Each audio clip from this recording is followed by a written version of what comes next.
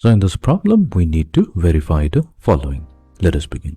So we'll begin our proof from the left-hand side of the problem.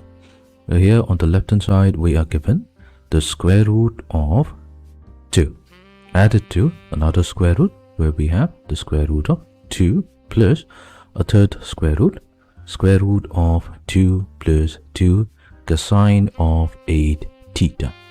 Now let's work with this particular expression. We have 2 plus 2 cosine of 8 theta. So here we are going to take 2 as the common factor.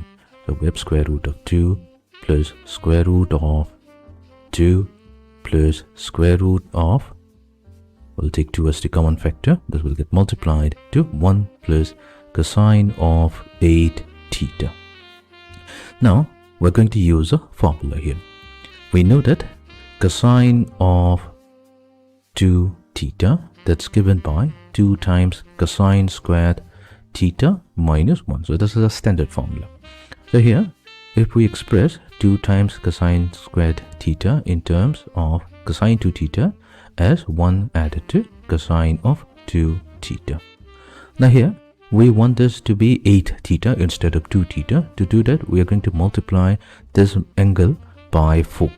So if we multiply this angle by 4 to make it 8 theta, we'll also have to multiply this theta with 4. So we are going to get 2 times cosine squared 4 theta. That will be equals to 1 plus cosine of 8 theta. So now what we'll do, we'll replace the value of 1 plus cosine 8 theta with 2 cosine squared 4 theta. And that's going to give us, we have square root of 2 plus square root of 2 plus square root of 2 multiplied to 2 times cosine squared 4 theta. So now we're going to get square root of 2 times 2, that will be 4. 4 times, we'll get square root of 4 times cosine squared 4 theta. And this is going to be equals to 2 times cosine of 4 theta.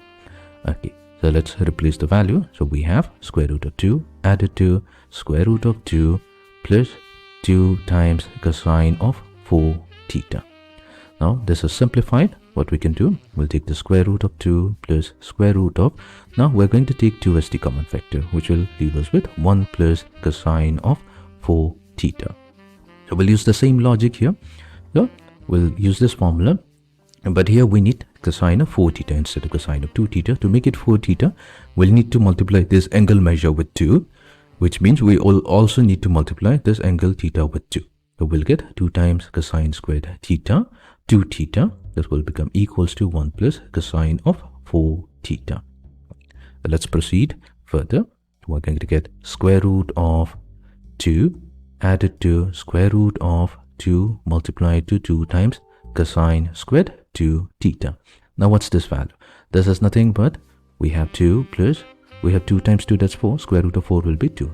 And square root of cosine squared 2 theta will be cosine of 2 theta.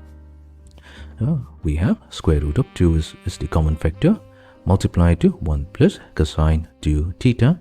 And 1 plus cosine 2 theta, that's nothing but 2 cosine squared theta, which finally gives us 4 times cosine squared theta, and we have to take its square root. We have square root of 4 cosine squared theta, and this will be simply 2 times cosine theta, which is the expression on the right hand side.